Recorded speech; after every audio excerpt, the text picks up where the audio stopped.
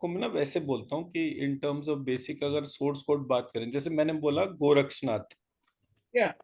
मुझे उनका बीज मंत्र बनाना है। अब मुझे नहीं पता कि बीज मंत्र बनाने का क्या सही तरीका है, पर मैंने उसको आइडेंटिफाई करा और मैंने सबसे पहले श या क्ष इसको ढूंढा। तो मैंने इसको श और क्ष का कॉम्बिनेशन बना के र लिखा हुआ था तो र लगा दिया इसके साथ। ये पहला पार्ट हो गया। अब ये मेरा एंडिंग टर्म हो गया। अब इसके आगे मैं आइडेंटिफाई करते रहूंगा। तो अब ये रक्ष पार्ट जो है मैंने एड्रेस कर लिया। अब नाथ और गो, गो को अगर लिखूंगा मैं तो वो लिखा जाएगा ग और व का कॉम्बिनेशन, और नाथ जो लिखा जाएगा वो न और थ का कॉम्बिनेशन। सो गवनथ श श्री एंड वाइसी वर्सा। अगर मुझे इसी चीज को न थ ग व श्री, तो मैं ऐसे करके ये दोनों बीज मंत्र को मैंने लिख लिया। अब मुझे नहीं पता कौन सा बिल्कुल एक्यूरेट है, बट एटलीस्ट एक पार्ट को, इंटेंशन को तो डाल दिया ना मैंने, डिफाइन कर दिया। सो जो भी अल्फाबेट्स हैं उनका रीअलाइनमेंट, और उसमें भी रीअलाइनमेंट के अंदर इस बात को ध्यान करना कि कौन सा पार्ट उसमें से रखना है, कौन सा हटाना है। वो कुछ एक डिवाइन गाइडेंस होती है जिसके बाद वो एकदम बन जाता है। बट जिस तरीके से मैं वो बीज मंत्र बनाता हूँ, वो कुछ चीजें, मतलब मैं अभी आंसर करने की सिचुएशन में नहीं हूँ। वो मुझे पता तो चल जाती है, बट उसका क्यों पता चली मेरे को वो नहीं पता। There can be an number of possibilities जिसको मैं आइडेंटिफाई कर रहा था कि मैं इसके कॉम्बिनेशंस बनाऊंगा तो बहुत सारे कॉम्बिनेशन बनेंगे, बट कौन सबसे जल्दी और सबसे ज्यादा कौन से कॉम्बिनेशन में एनर्जी है, वो अपने आप ही हो जाता है। मतलब उसके लिए मुझे बहुत एफर्ट नहीं करना पड़ता अब। तो ये, 42 चैप्टर्स गोरक्षनाथ का वो पूरा बुक हाँ वो बोल रहे थे, वो कह रहे थे कि उसमें बहुत सारे, देर आर अराउंड 4,000 हर्ब्स, और है। जिसका उसके अंदर डिस्क्रिप्शन है डिजीजेस का जो रिजॉल्व होता है, पर वो हमें पता नहीं है। तो मैं ठीक है, अब पता चल जाएगा, क्या दिक्कत है। अब वो तो ऐसा ना, वो तो अकेले बैठे हुए हैं, तो सुबह 3 बजे उठ गए, ध्यान हाँ, लगाओ और जो मर्जी मेडिटेट करके मैनिफेस्ट कर लो। तो हाँ, जो लोगों के पास में पावर है तो उनको क्या चीज डिकोड करनी है वो वाला पार्ट है। जैसे हमारे यहाँ एक तौरिया त्रिक के टर्म है, आज का डिस्कशन हम कर रहे थे, थोड़ी देर ऑफ ट्रैक चलते हैं। वो जो तौरिया त्रिक जो है, that's what, that is something जो मेरे एक लाइफ टाइम अचीवमेंट है। मतलब आज मैं जो कुछ भी हूँ उस एक टर्म के लिए हूँ। तो मैं अपने इन लॉज के यहाँ गया हुआ था जम्मू में, तो वो लोग सब आरती को लेके मार्केट जाना चाहते थे, और उनमें से किसी का इंटरेस्ट मुझे साथ में लेके जाने का नहीं था। तो मैंने कहा ये सब जो है अब अपना जाना चाहते हैं, तो मैंने कहा आप लोग जाओ। और मैंने जो आरती की जो यंगर सिस्टर जो है, she is a professor for Kathak dance वहाँ पे जम्मू यूनिवर्सिटी के अंदर। So she is a PhD in Kathak dance. तो उसकी एक बुक रखी हुई थी कथक दर्पण, तो मैंने कहा चल मैं इतने ये पढ़ रहा हूँ, तुम लोग मार्केट घूम कर आओ। अब वो मैं पढ़ने लगा, और पढ़ते पढ़ते वहां पर एक टर्म आई तौर्या त्रिक्य। अब तौर्या त्रिक्य के लिए क्या लिखा गया था कि ताल जो है वो तौर्या त्रिक्य है, और ताल जो है वो गायन, वादन और नृतन, इसको बैलेंस करती है। गायन, वादन और नृतन।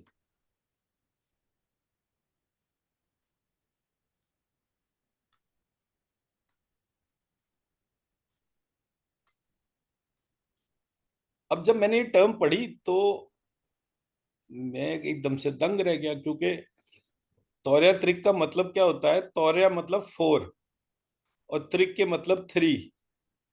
when 4 is equal to 3, मतलब क्या हुआ इसका? प्रकट में एक्चुअली 4 डोमेन्स होती हैं, 3 प्रकट होती हैं, एक अप्रकट होती है। लेकिन अप्रकट डोमेन ही मेन डोमेन होती है। That is a kind of a causal factor.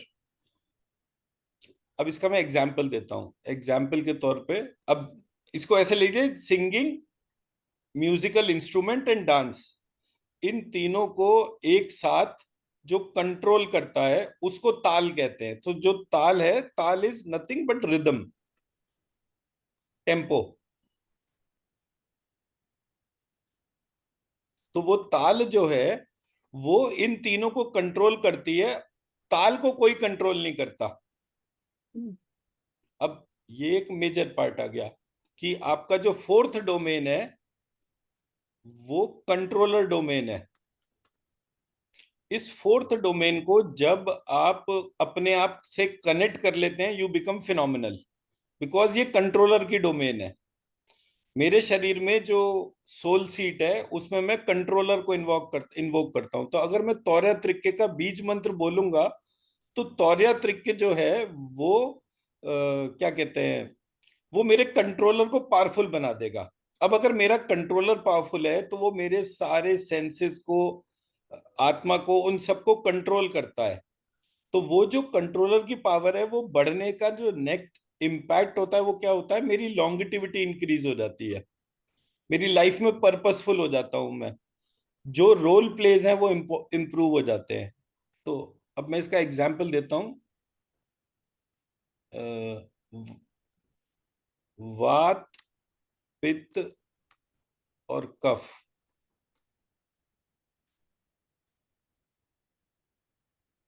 और चौथी टर्म आयु।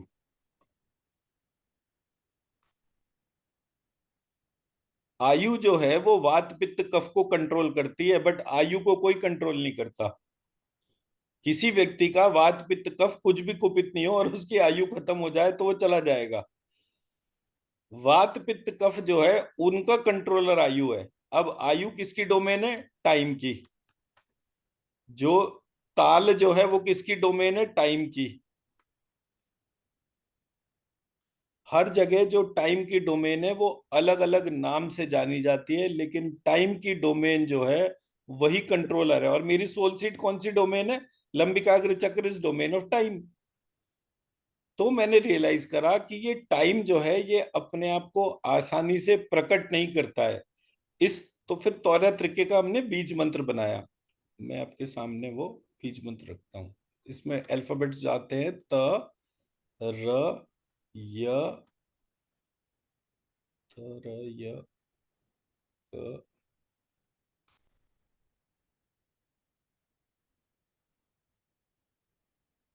मैं इसका बीज मंत्र बनाऊंगा, य, श, श, री,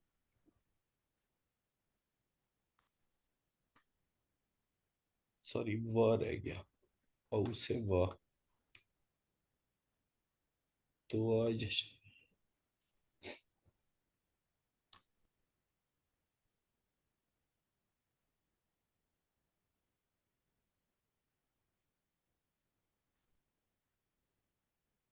इसका बीज मंत्र बन गया। तो य, श, श्री।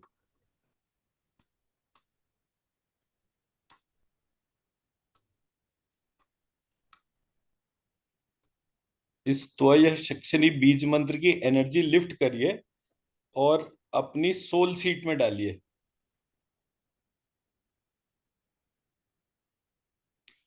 और रिक्वेस्ट करिए कि ये मेरी सोल सीट पे बैठी हुई जो मेरी आत्मा है, कंट्रोलर जो है वो बहुत मेहनत कर रहा है।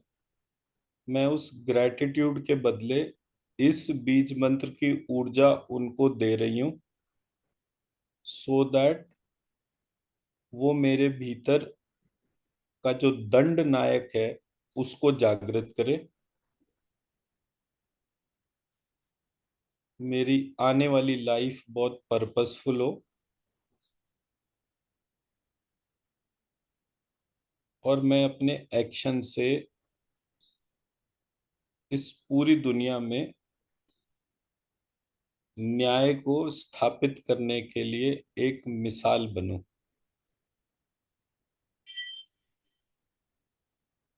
How a true system functions, I should be able to demonstrate that power and use it for the benefit of mankind.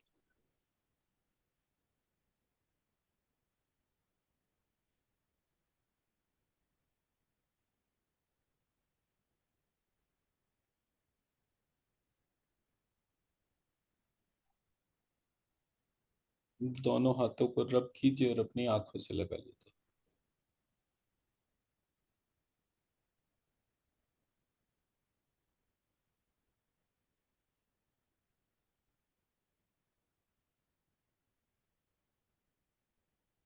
जी, क्या ऑब्जर्व किया?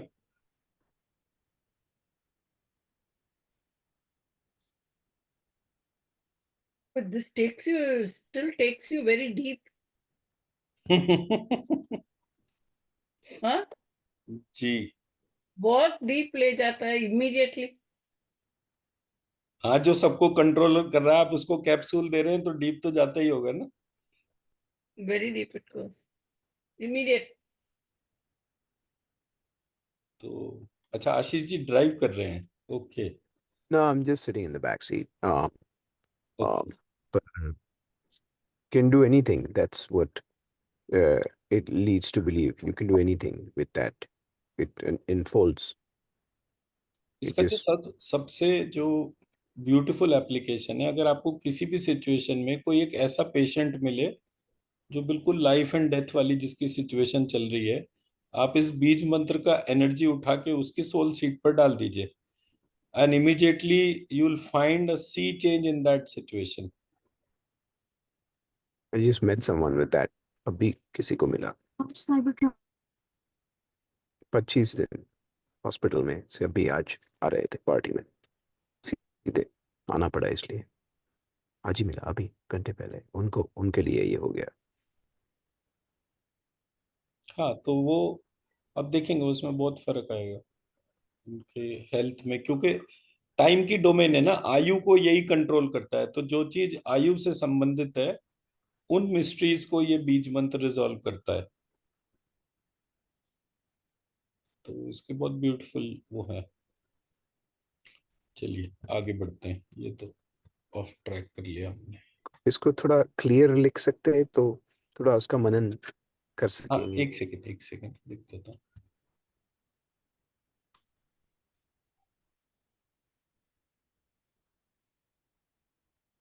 आपके लिए एक पेंसिल और या आईपैड मैनिफेस्ट कर दिया है। हाँ, ये सही करा। मेरे को बहुत ज्यादा वो लगता है कि हाँ ये चीज।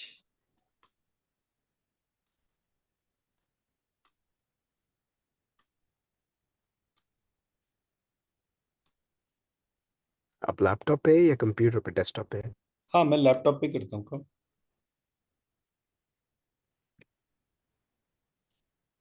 तौरिया त्रिके और तुआ यशक्श्री।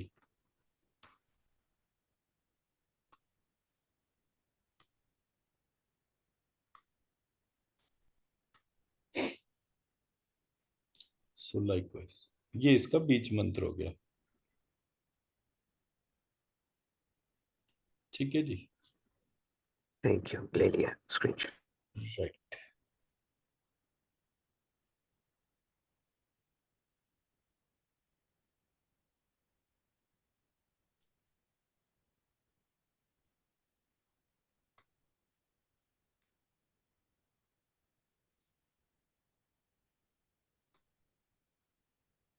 हमने ये वाला पार्ट करा था ना, लास्ट जो स्लाइड थी हमारी, जिसमें हम 24 प्रॉपर्टीज, 9 एलिमेंट्स और 5 actions, object property action relationship को ही हमने लास्ट टाइम डिस्कस करा था ना।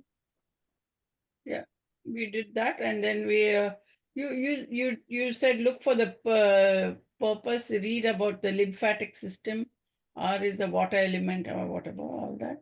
And then we spoke about the frequent the Baglamukhi का आपने बात किया। राइट। या देवी सर्वभूतेषु ओके, ब्रह्म एक तो हमें वो मेडिटेशन करना है आज जो हमने कल बोला था। वैसे मैंने वो उसका वीडियो बना के शेयर कर दिया था। एक मेडिटेशन मैंने रमेश सर के साथ में करा था, एक वो स्नेहा जी के साथ में जो जर्मनी से कनेक्ट होते हैं, इसके बाद वाली जिनकी क्लास होती है उनके साथ में करा था। वो 2 वेरिएशंस थे। वो 2 वेरिएशन प्राइमरली उनका ऑब्जेक्टिव ये है कि वो हमारे भीतर 33 पावर्स को इन्वोक करें। हम्म। तो वो 33 पावर्स जो है वो मैंने व्हाट्सएप पे शेयर कर दिए थे, कौन कौन सी 33 Yes. पावर्स थी जो हमारे अंदर के तौर पर है, सो दैट वे। अभी करेंगे हम। कर सकते हैं, मैं थोड़ा सा क्लास का वो देख लूं कितने स्लाइड्स वगैरह हमारी कवर हो गई हैं, तो वो एक पार्ट है।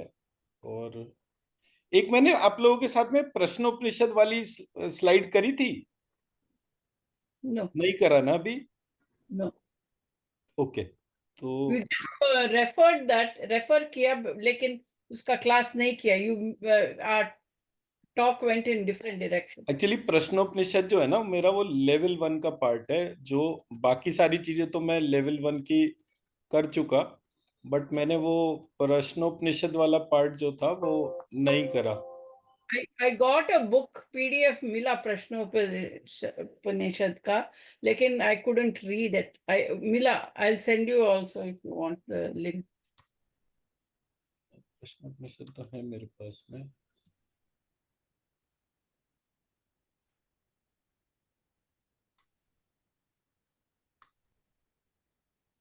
ये मेरा, एक सेकेंड,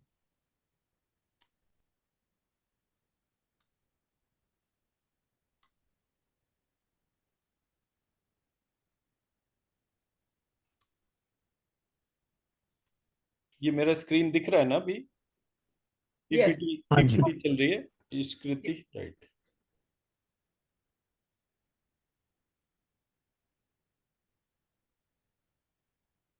ये मेरा प्रश्नोपनिषद का स्लाइड है, इसमें अभी काफी इलेबोरेशंस और काम मैं कर रहा हूँ। Hmm. बेसिकली जब हम इस वाली स्लाइड को देखते हैं तो इसमें एक ऋषि रहे पिपलाद, और उनके 6 स्टूडेंट्स थे जो उनके आश्रम में आए, और उन्होंने बोला कि हमारे स्पिरिचुअलिटी रिलेटेड 6 क्वेश्चंस है, आप उनको आंसर कीजिए।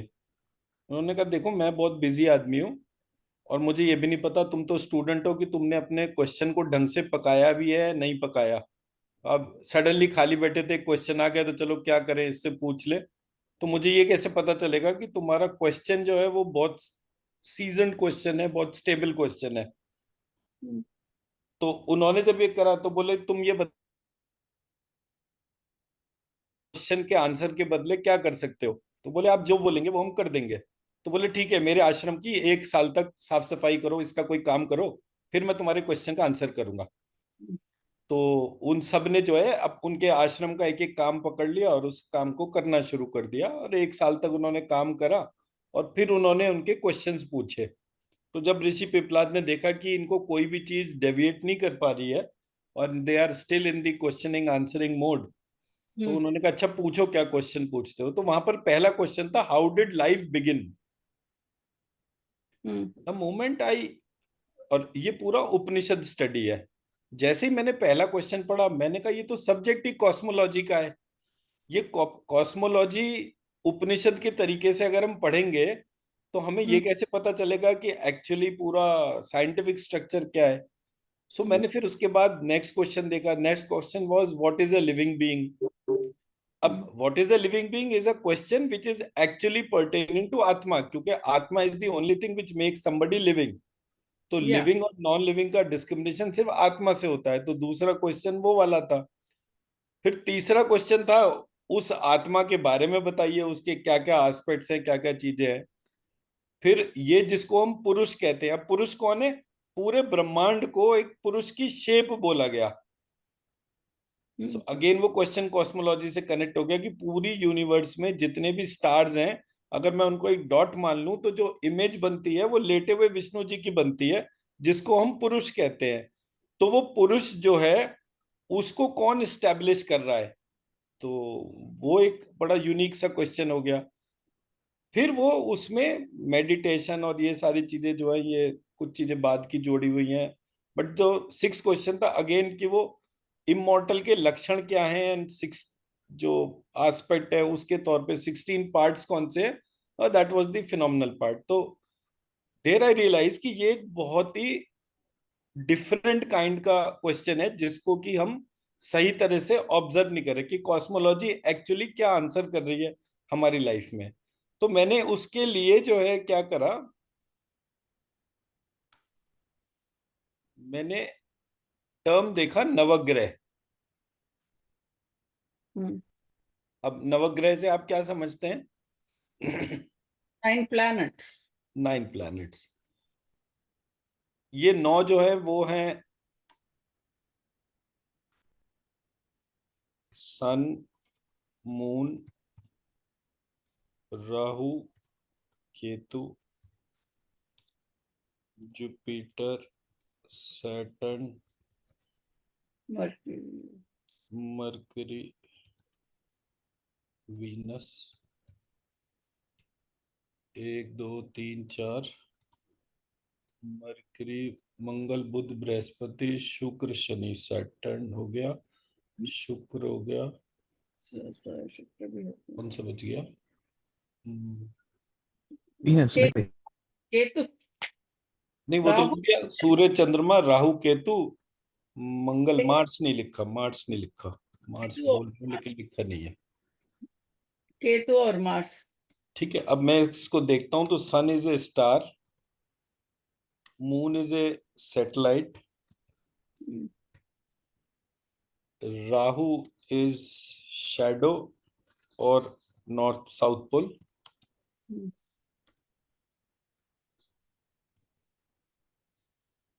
Ketu is again shadow and north pole, Jupiter is a planet, Saturn is a planet, Mercury is a planet, Venus is a planet, and Mars is a planet. हम्म। जब ये सब अलग अलग हैं तो इनको 9 कैसे कह रहे हैं हम? बिकॉज सेट थ्योरी के बेसिस पे हम कंबाइंड तब कर सकते हैं जब हम कॉमन पैरामीटर को एड्रेस करें। इन सबके बीच में कॉमन पैरामीटर क्या है? Was the differentiator of the exercise. मैं मेरी बात समझा पा रहा हूं? या एक स्टार है, एक सैटेलाइट है, एक शैडो है और बाकी कुछ प्लैनेट है। It is not 9 planets, it is not 9 planets. तो अब अगर ये सिचुएशन हमारे यहाँ नवग्रह को कह रही है तो वो ग्रह टर्म जो है वो हमारा डिफरेंशिएटर हो गया पूरे कहानी का, कि ये ग्रह क्या है जिसको हम यहाँ पर यूज कर रहे हैं नवग्रह टर्म में। तो देवर 2 terms which were common, I identified. एक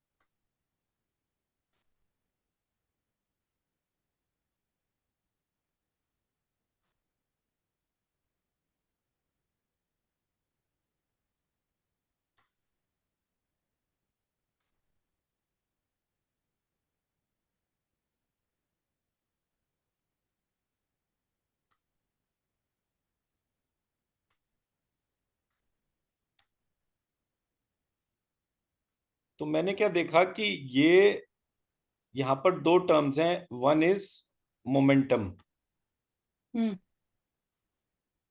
and the other one is light. ये जो 9 टर्म थी इनका इन 2 टर्म से कनेक्शन था। एक मोमेंटम, मतलब कि ये सारे के सारे घूम रहे हैं, घूमने का मतलब ये हो गया कि इनके ऊपर इक्वल एंड ऑपोजिट फोर्स लग रहा है which is rate of change of momentum. और एक ये सबका रिलेशनशिप लाइट से है।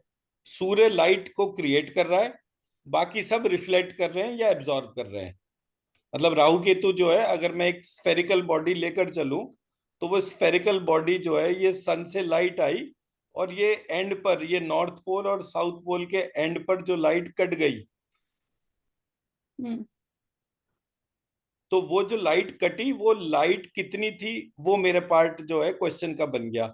उसी तरह से जो लट्टू होता है वो जब घूमता है तो उसका जो दोनों एंड्स होते हैं जिनको हम पोल्स कहेंगे उस लट्टू का, वहां पर जो मोमेंटम है वो सबसे स्टेबल या जीरो डोमेन के आसपास होता है और वो एक स्थिर डोमेन में रहता है। तो मुझे पता चला कि लाइट और मोमेंटम जो है वो दो डोमेन कॉमन थी जो इनको नवग्रह बनाती थी। बाकी और कोई एस्पेक्ट मुझे नहीं समझ में आया, क्योंकि F is equal to G m1 m2 upon r², ये हमारा स्कूल में पढ़ने वाला फॉर्मूला था कि दो मास पिंड के बीच में कितना फोर्स होता है, और फोर्स के लिए dp/dt वो टर्म यूज होता था। तो ऐसे करके मैंने मोमेंटम और लाइट दो चीजों को आइडेंटिफाई करा पूरे प्रोसेस में। अब मेरे पास जो सिचुएशन आई वो कैसे आई, मेरे ऊपर नेट लाइट और नेट मोमेंटम कैसे है। मेरे ऊपर लाइट आई सूर्य से, प्लस मेरे ऊपर लाइट आई जो मून से रिफ्लेक्ट होकर मेरे पास आई, प्लस मेरे पास वो लाइट जो मेरे अर्थ के नॉर्थ पोल और साउथ पोल पे कट गई, यानी राहु केतु वाली लाइट। फिर मेरे पास जो 5 प्लैनेट थे उनसे लाइट रिफ्लेक्ट होकर आई। ऐसे करके मेरे पास total light of the solar system आ गई। ऐसी आई। मैं मेरी बात समझा पा रहा हूं? Okay, can you just repeat again this part, this slide? देखिए, आप अपने आप को जमीन पर खड़ा महसूस करिए थोड़ी देर, और आप हाँ। देखिए कि आपके पास में सूर्य जो कि लाइट को क्रिएट कर रहा है वो आपकी तरफ लाइट भेज रहा है। Yeah. फिर वही लाइट जो है जो वो आपके पास भेज रहा है उसका एक पार्ट मून पे रिफ्लेक्ट हो रहा है और रिफ्लेक्ट होके आपके पास आ रहा है। अर्थ के क्योंकि दोनों पोल्स हैं तो वो पोल्स पे कुछ लाइट कट रही होगी, तो आपने वो भी लिख लिया। फिर कुछ लाइट है जो कि आपके बाकी प्लैनेट्स पे, जुपिटर, सैटर्न, मार्स, वीनस, उन पे जा रही है, रिफ्लेक्ट होके आपके पास आ रही है। ऐसे हाँ। करके आपने total light because of solar system identify कर लिया। Uh-huh. On the same lines इसी तरह से total momentum because of solar system आ गया, momentum on earth because of sun, momentum of earth because of moon. ऐसे करके आपके पास वो वाला मोमेंटम भी आ गया। आपने नेट मोमेंटम सोलर सिस्टम का आइडेंटिफाई कर लिया। अब ये जो आपने मैं मेरी बात समझा पा रहा हूँ शालिनी मैम? Yes, yes. हाँ। तो मैं ये पार्ट कहना चाह रहा हूं कि मैंने जब लाइट और मोमेंटम को देखा बिकॉज ऑफ सोलर सिस्टम, तो मैंने टर्म बनाया light and momentum because of universe. light and momentum because of universe, light and momentum because of universe at point 0,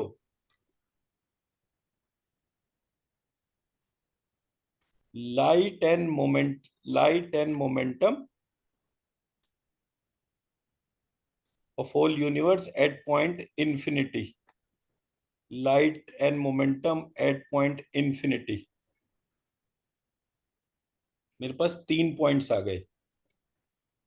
अगर मैं ये कह रहा हूं कि पूरे सोलर सिस्टम की वजह से मेरे पास में एक लाइट आ रही है और एक मोमेंटम आ रहा है, उसी तरीके से पूरे यूनिवर्स की वजह से एक लाइट आ रही है और एक मोमेंटम आ रहा है। मैं मेरी बात समझा पाया?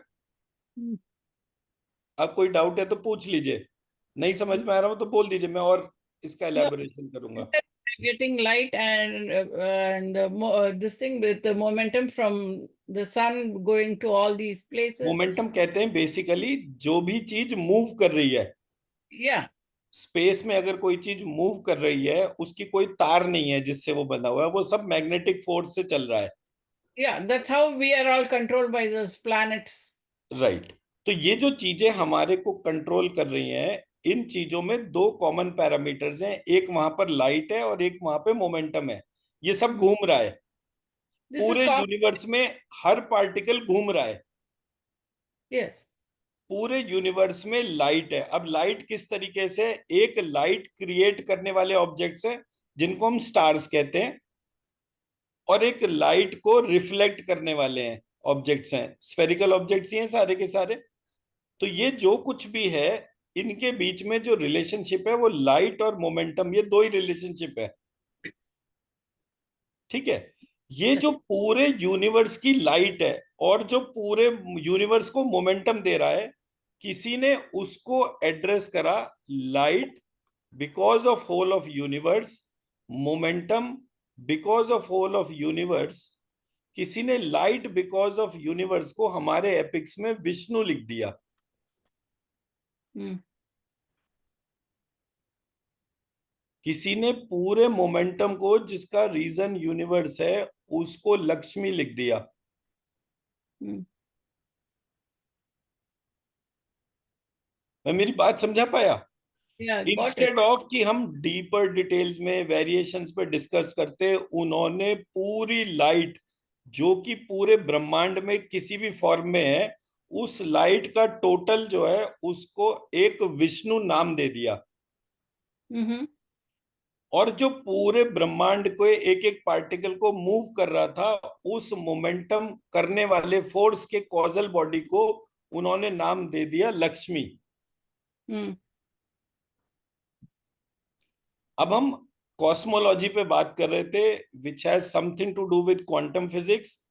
तो उन्होंने क्वांटम फिजिक्स के भी बियॉन्ड एक डोमेन को क्रिएट कर दिया, जो कि फिजिक्स का वो वाला पार्ट बताता था जो 100% ह्यूमन बिहेवियर को इम्पैक्ट करने वाला कॉस्मोलॉजी का साइंस था। तो हमारे जो एपिक्स थे उसमें विष्णु और लक्ष्मी का इंटरप्रिटेशन इस तरीके से था। Wow. अब ये जो यूनिवर्स थी, इसकी दो डोमेन थी। इसका पहला डोमेन था ये यूनिवर्स कहाँ से ओरिजिनेट हुई, और उसका दूसरा पार्ट था कहां पर ये यूनिवर्स जाकर जो है विलीन हो गई। So point of infinity and point zero, ऐसे करके दो पॉइंट आइडेंटिफाई करे गए। उन दोनों पॉइंट पर भी जो है एक पुरुष और एक स्त्री को देखा गया। पुरुष Hmm. को नाम दे दिया प्रकाश के तौर पे ब्रह्मा, और स्त्री को नाम दे दिया सरस्वती। Hmm. और जहां पर ये पूरा ब्रह्मांड विलीन हो रहा था, वहां पर उसको भी एक पुरुष और स्त्री बोलकर एक को नाम दे दिया आपने शिव, और एक को नाम दे दिया पार्वती या शक्ति एंड ऑल दैट। तो जब मैंने ये वाला पार्ट देखा तो मुझे पता चला कि हमारे यहाँ, अच्छा आप ही भेज रहे हो, ओके, हमारे यहाँ जो कंटेंट है उसको ह्यूमनाइज किया गया। पर वो कंटेंट आज के रेफरेंस में अगर हम सब्जेक्ट लेकर चलते हैं, तो वो कंटेंट क्या था? कॉस्मोलॉजी। Hmm. तो कॉस्मोलॉजी का ह्यूमन बिहेवियर पे इम्पैक्ट जो था, उसको किसी ने स्टडी करा। हम Hmm. आज जो अपने यहाँ के कॉस्मोलॉजिस्ट या साइंटिस्ट को देख रहे हैं, वो कोई पार्ट इस तरीके से इसलिए नहीं बता रहे क्योंकि उन्होंने पूरा देखा ही नहीं है। Very true. हमारे यहाँ किसी ने वो पूरा देखा, इस कारण से ये सब्जेक्ट का पार्ट जो था वो इतना यूनिक हो गया। आशीष जी, Really. मैं मेरा पॉइंट बता पाया? Oh my God, this is very या मैं शिव शक्ति का नहीं सुना। अच्छा, कि मैं शिव फिर से शक्ति का कैसे? रिपीट कर देता नहीं, हूँ। विष्णु लक्ष्मी का सुन लिया, शिव शक्ति का थोड़ा जल्दी आप बोल गए हाँ, तो। तो मैं ये कह रहा हूं कि जो ये यूनिवर्स जो था, इसमें दो पॉइंट और थे, कहां से ये यूनिवर्स ओरिजिनेट हो रहा है और कहां पे टर्मिनेट हो रहा है।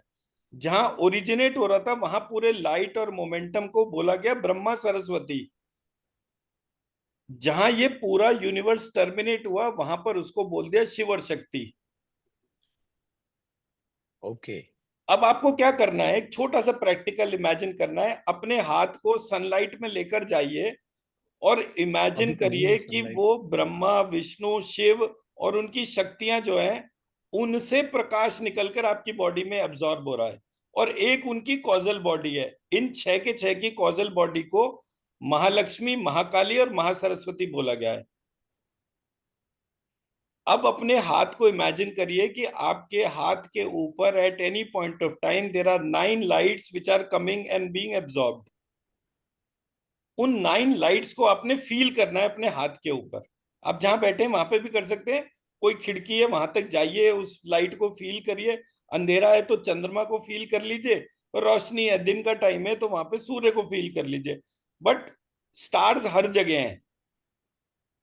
तो उसको सिर्फ अपने आंखें बंद करिए और अपने हाथ फैलाइए थोड़े से, और उसको फील करिए कि आपके हाथ के ऊपर जो भी प्रकाश आ रहा है, वो प्रकाश जो है महालक्ष्मी, महाकाली, महासरस्वती, विष्णु, लक्ष्मी, ब्रह्मा, सरस्वती और शिव और शक्ति, ये 9 लाइट्स आपके शरीर के ऊपर आ रही हैं।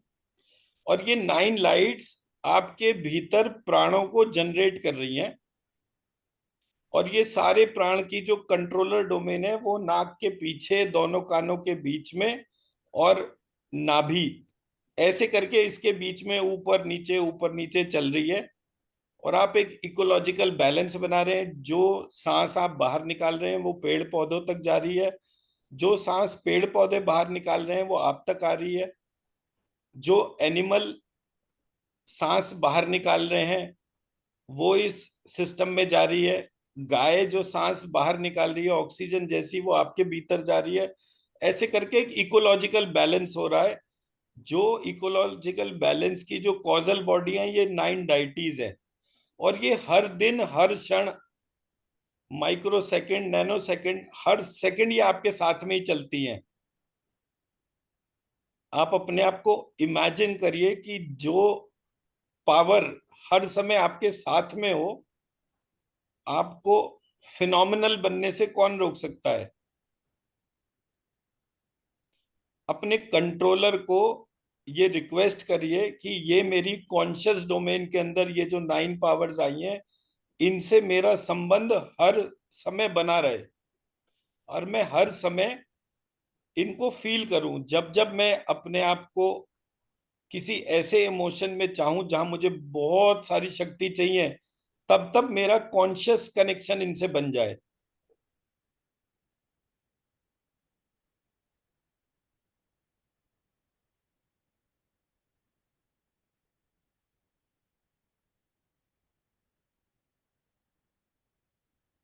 ये मेरे भीतर सदैव जागृत रहे, ऐसी मेरी प्रार्थना है, ऐसी मेरी प्रार्थना है, ऐसी मेरी प्रार्थना है। ऐसा ही हो, ऐसा ही हो, ऐसा ही हो। अपने दोनों हाथों को रब करके अपनी आंखों से लगा लीजिए।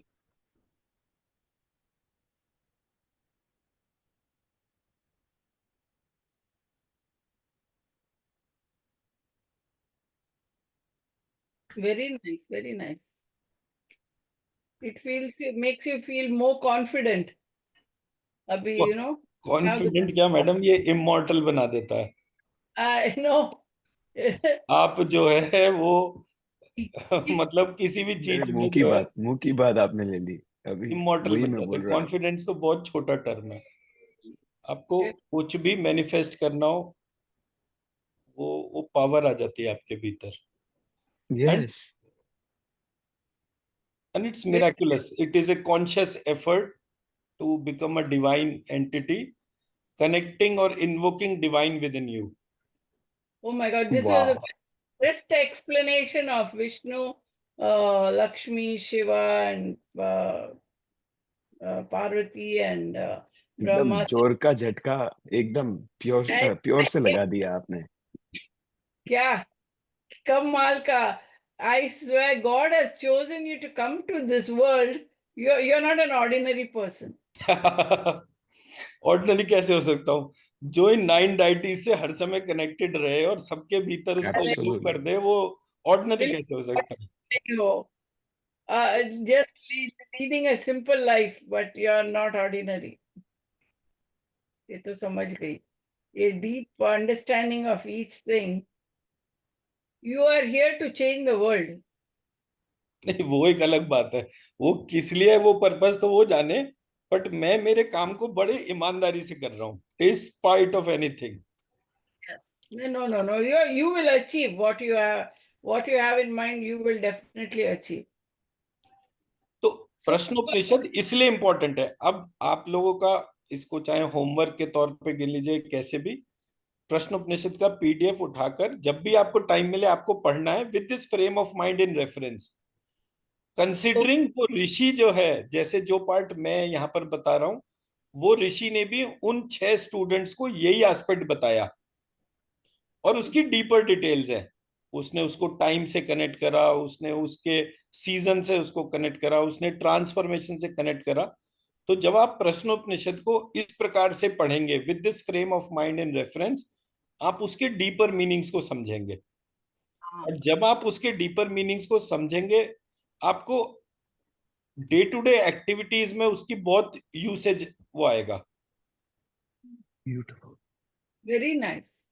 वो उस दिन मैं आपने बोला ये पढ़ो, So I went and searched and immediately got the PDF, but I had no this thing to, because of I had to go and move my kids' apartment के लिए सब ये करना था, then got caught up. So I shared the PDF with Ashish and think now I put it in the group, सबको मिले. तो मैंने कैसे ऑब्जर्व करा कि हमारे यहाँ एक साइंटिफिक पार्ट था जो कि नेक्स्ट जनरेशन का था। जैसे अभी पूरी दुनिया फिजिक्स में क्वांटम फिजिक्स को लेकर चल रही है, हमारे यहाँ जो फिजिक्स थी वो क्वांटम फिजिक्स के भी बियॉन्ड थी, बिकॉज वो ह्यूमन बिहेवियर से भी उसको इन्वोक करती थी। तो क्वांटम फिजिक्स, और इसको आप आत्मिक फिजिक्स कह सकते हैं। तो जो आत्मा वाली जो फिजिक्स थी कि हमने उस पार्ट को क्वेश्चन करा, उस सब्जेक्ट का आंसर हमें एक उपनिषद के अंदर मिल रहा है। तो उपनिषद में जो पार्ट दे रखा था वो एक स्पिरिचुअल टेक्स्ट बन गया। अब स्पिरिचुअल टेक्स्ट हमारे यहाँ कहीं भी वो रेलेवेंस में तो गिना नहीं जाता, it is a non scientific document. वो साइंटिफिक है बट उसका परसेप्शन नॉन साइंटिफिक है। क्योंकि अगर मुझे कोई चीज डिमॉन्स्ट्रेट करनी है तो मैं आप लोगों को किसी भी एक ऐसे गैजेट से, जो जैसे कि क्रिलियन कैमरा हो गया या कुछ भी उस तरीके का जो है, वो उससे कनेक्ट कर दूं, और कनेक्ट करने के बाद सिर्फ आपको ये बोलूं कि अब आप अपने हाथ स्प्रेड करिए, अपने थॉट में फील करिए कि आपकी स्किन के ऊपर जो भी लाइट आ रही है वो इन 9 डाइटीज से आ रही है। क्रिलियन कैमरा अगर आपकी इमेज कैप्चर करेगा immediately without anything, just by changing a thought, आपके जो एनर्जी लेवल्स हैं वो चेंज हो जाएंगे। You feel so blessed, powerful, strong, immortal. ये इस टाइप के फीलिंग्स आपके अंदर आएंगी। जो नेगेटिव फीलिंग्स है वो वहां पर उस समय नहीं होंगी। तो आपका ऑरा इंप्रूव हो जाएगा। ऑरा इंप्रूव होने पर वो क्रिलियन कैमरे ने मेजर कर लिया, तो it will become something as a scientific document to present to the world. और तब आप बोलोगे कि बताइए ऐसा क्या हुआ इस 5 सेकंड के डिफरेंस में कि सडनली मेरी ऑरा बढ़ गई। Yeah, I do feel very warm all around. होगा, होगा। Warm. आप किसी भी व्यक्ति को जो आईसीयू में हो उसके हाथ को टच करिए और उसको जो है बोलिए कि अगर मेरे शरीर के ऊपर जो भी प्रकाश है वो उन 9 डिवाइन डाइटीज से कनेक्टेड है, तो मैं आपको टच कर रहा हूं, और मैं आपको टच कर रहा हूं ताकि आपके शरीर के भीतर भी ये कॉन्शियस पार्ट जागृत हो जाए। आप देखेंगे कि उस व्यक्ति की लाइफ में पॉजिटिव एस्पेक्ट शुरू हो जाएंगे। तो एक तो हमने बोला कि भाई वो वाला बीज मंत्र हम डाल देते हैं जो सोल सीट को स्ट्रांग करता है। दूसरा हमने बोला कि ये 9 डाइटीज से कनेक्ट करने के लिए डालते हैं। जैसे जैसे लोगों की लाइफ में उसका वो फर्क आएगा। देखिए ये सारे एफर्ट जितने भी हम बोल रहे हैं वो डिवाइन की पावर को चैलेंज करने के लिए नहीं है। अगर किसी के पास लाइफ है और किसी भी रीजन से वो नहीं कनेक्ट हो रही है, इस प्रोसेस को करते ही वो बढ़ जाएगी। हम भगवान नहीं बनेंगे, लेकिन भगवान से कनेक्ट होने के बाद वो पावर्स हमारे भीतर जितना कॉन्शियसली हम उससे कनेक्ट करेंगे उतनी पावर्स बढ़ती ही जाएंगी। ये बस हमारे को ध्यान रखना है। मैं And मेरी you, बात समझा पाया? yes, and use this for the right purpose. Right purpose, right intention. कहीं भी इसको ईगो ना बनाकर सबमिशन बनाएंगे तो वो हमेशा होता जाएगा। जैसे एक अच्छा वकील भगवान के सामने भगवान को जज मानकर एक एप्लीकेशन रखता है, kindly my Lord kindly consider this application, और मेरा जो क्लाइंट है वो नॉन गिल्टी है, उसको फंसाया गया है, तो उसको जो है आप प्लीज हमारे फेवर में अपना जजमेंट दे दीजिए। जजमेंट की पावर आप ईश्वर को जितनी ज्यादा देंगे और उसको जितना राइटफुली एक्सेप्ट करेंगे, यू विल फील कि वो आपके एनर्जीज को और बढ़ाता जाएगा।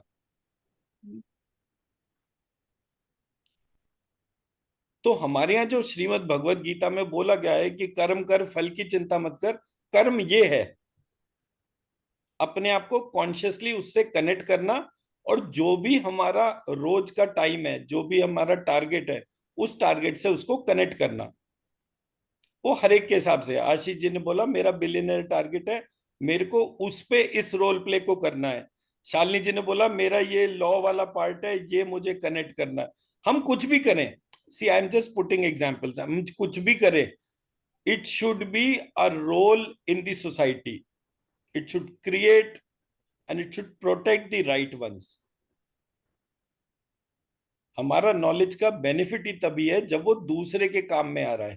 अगर वो दूसरे के काम में नहीं आ रहा और एक राइटफुल एक्शन स्टैब्लिश ही नहीं हो रहा, तो हम सभी लोग सफरर हो सकते हैं. True, in some way or the other. भाई देखिए, मेरे को अच्छी तरह याद है वो जब ये शाहरुख खान का बेटा जब ड्रग्स वाले केस में फंसा था और सारा कुछ हुआ था, और उसने उससे कुछ टाइम पहले, मतलब वो तो सारे लोग हैं उस, जो एडिटर्स हैं वो न्यूज रीडर्स वाले, जो उन्होंने एक वीडियो क्लिपिंग भी दिखा दिया कि इसने एक इंटरव्यू में बोला कि यार मैं तो चाहता हूँ मेरा बेटा ड्रग्स ले, मेरा बेटा ये करे वो करे. तो बकायदा वो वीडियो प्रूफ था सामने. आपके थॉट्स आपके सामने ही मैनिफेस्ट हो रहे हैं. आप चाहते क्या हो और क्या चीज के तौर पे एक्शंस हो रहे हैं, वो एक क्लियर कट कनेक्शन है. ये तो हमारे घर परिवारों में क्या होता है, जो लोग हमारे फैमिली मेंबर्स होते हैं ना, जैसे अगर किसी के घर में मैंने देखा फादर या मदर बहुत ज्यादा प्रेयर्स करते हैं, बहुत ज्यादा पूजा पाठ करते हैं, उनको कोई फल मिले या ना मिले, उनका बेटा बिल्कुल पूजा ना करता हो, उसको वो फल मिल जाता है. ऐसा मैंने बहुत बार देखा, बहुत सारे घरों में देखा. तो मुझे पता चला कि ये प्रेयर्स कभी भी वेस्ट नहीं जाती हैं. ये वहां जाती हैं जहां सबसे ज्यादा गैप एरिया होता है. हमें वो गैप एरिया पता नहीं होता. अब क्योंकि नहीं पता तो ठीक है, बट ऐसा नहीं है कि ये चीज अपना इफेक्ट नहीं कर रही है. मेरा कहीं भी पूरे प्रोग्राम में, जैसे मैं कहता हूँ ना कि ये ओम है, ये बाकी सारे हैं, आप कुछ भी करो, अगर आपके इंटेंशन में डिवाइन से कनेक्ट होना है, कोई कितनी भी चीजें आपके टेक्स्ट में गड़बड़ कर दे, ये तो होगा ही नहीं कि वो फिटाइल या वेस्ट हो जाए. इट इज जस्ट दैट कि उसके रिजल्ट्स में थोड़े टाइम लग जाएंगे. वो रिजल्ट अगर थोड़ा सा लेट हो जाएगा, वो क्या कहते हैं, justice delayed is justice denied. भगवान के घर में देर है अंधेर नहीं. हाँ, तो मेरा कहना यह है कि भगवान के घर में देर भी नहीं है, वो भी इंस्टेंट होता है. किसी ने वो लॉ की प्रोसीडिंग को ही डिले कर दिया, इसलिए ये देर हुई. तो मैं तो वो प्रोसीडिंग्स चेंज कर रहा हूँ कि जो है माय ऑर्डर माय लॉर्ड या ये सब कमांड बोलने के बजाय सही कमांड डालिए, और सही कमांड इस तरह से काम करती है. सीधा तो मैं चेम्बर में. तो सही कमांड के तौर पे ही कनेक्ट कर रहा हूँ. हर समय अपने आप को कोर्ट ऑफ लॉ के बीच में देखिए, और वो कोर्ट ऑफ लॉ जो है वो तुरंत वहां पे एप्लीकेशन टेकअप होगी. यहाँ पे दो लॉयर्स बैठे हुए हैं तो लॉ में ही बात करेंगे ना. तो तो वो जो एस्पेक्ट है बड़े इंटरेस्टिंग है और बड़ा मजा आता है. और सबसे बड़ी बात क्या है ना, मेरा जो कोर स्ट्रेन जो है उसमें सबसे ज्यादा इंटेंशन में प्रॉब्लम सॉल्विंग के ऊपर लेकर चलता हूँ. और मेरा इनिशियल पार्ट में क्या था, जब मैंने एस्ट्रोलॉजी पढ़ना शुरू करा, my father was also very good astrologer. मेरे मामा बहुत अच्छे एस्ट्रोलॉजर हैं अभी. मेरे गुरुजी बहुत अच्छी एस्ट्रोलॉजी जानते थे. तो मैं हमेशा ये बोलता था कि आपको ये तो पता चल गया कि कल सुबह आपका एक्सीडेंट हो गया, लेकिन आपके पास रेमेडी क्या है कि वो ना हो. अगर आपके पास में रेमेडी नहीं है, तो उस इंफॉर्मेशन का क्या फायदा. आपने बोल दिया कि भाई मेरे को जो है डायग्नोस्टिक्स में पता चल गया कि कैंसर है, तो मैंने वो कैंसर के हिसाब से, अब पता चल गया कि कैंसर है और आपने कहा भी इसका सॉल्यूशन कोई नहीं है, इलाज कोई नहीं है, तो उस डायग्नोस्टिक्स का भी क्या फायदा हुआ. Exactly. आप कितनी चीजें उससे रिजॉल्व कर पाओगे. आप उल्टा पूरे प्रोसेस को फास्ट वो कर दोगे. एंड विच इज व्हाट, जब मैंने मेडिकल रिपोर्ट्स वगैरह पढ़ने शुरू करे तो मुझे पता चला कि ये जो क्या कहते हैं इसको, Medical astrology में नहीं नहीं, मेडिकल सर्जरी नहीं, वो जो एक पेट स्कैन जो होता है, scan, हाँ. तो पेट स्कैन क्यों होता है आपको पता है? मैं पति को किया था नंबर. क्यों होता है बताइए. They will know, they can pinpoint the exact position and exact growth. PET scan में जो डाई बॉडी के अंदर इंजेक्ट करी जाती है, वो एक प्रकार का न्यूक्लियर प्रोसेस शुरू कर देती है. और उस प्रोसेस के इनिशिएट होने के बाद जो सबसे बड़ा फर्क आता है वो ये आता है कि व्यक्ति का जितना भी कैंसर होता है वो ट्रिगर होना शुरू हो जाता है. मेरे फादर ने पेट स्कैन कराया, and he couldn't survive for full 2 weeks. Oh, वो इतना तेजी से स्प्रेड होना शुरू हो गया। क्यों? क्योंकि वो एक न्यूक्लियर डाई डालते हैं और आपको जो है जिस चेंबर में रखते हैं उसमें हाई मैग्नेटिक फील्ड होती है। एज अ रिजल्ट जिसका ट्रिगर नहीं हो रहा होता वो भी ट्रिगर, फास्ट ट्रिगर हो जाता है। तो हमारा जो डिटेक्शन के जो अप्रोचेज है वो इसलिए हैं। और आप ये देखिए पूरी रिसर्च रुकी हुई है, बिकॉज हम तो जो काम करते हैं उसमें सब तरीके के लोग हैं। There are good number of microbiologist also.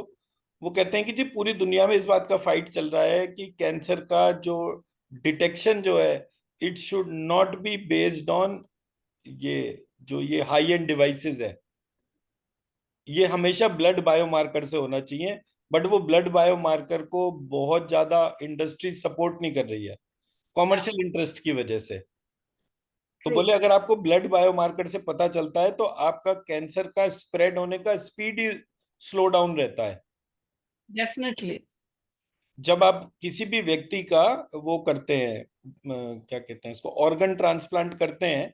So organ transplant के पहले एक आपको वो एक उसका शॉट दिया जाता है जो कि आपके ब्रेन की उस इंटेलिजेंस को खत्म करता है जो फॉरेन बॉडी पार्ट को डिस्क्रिमिनेट करती है। And so that it accepts it. तो वो सारी की सारी चीजों को एक्सेप्ट करने के तौर पे वो शुरू होता है। सो ऐसे करके छोटी छोटी चीजें हैं जो हमारे प्रोसेस को कॉम्प्लिकेट करती हैं। और इसीलिए ऑर्गन ट्रांसप्लांट वाले लोग बहुत ज्यादा उनकी लाइफ नहीं होती वो। And I've seen that that in some of the cases where they've done organ transplant, समझो ये आदमी कभी पीता नहीं था, किसी और का जब डाला वो पीने वाला आदमी था, वो पीना शुरू किया। अच्छा, And you know, ये तो मुझे नहीं पता। yeah, बट सिर्फ मैंने एक एस्पेक्ट को इसमें देखा था कि ये मतलब ये थोड़ा सा पिक्चर वाला ज्ञान है ये वाला।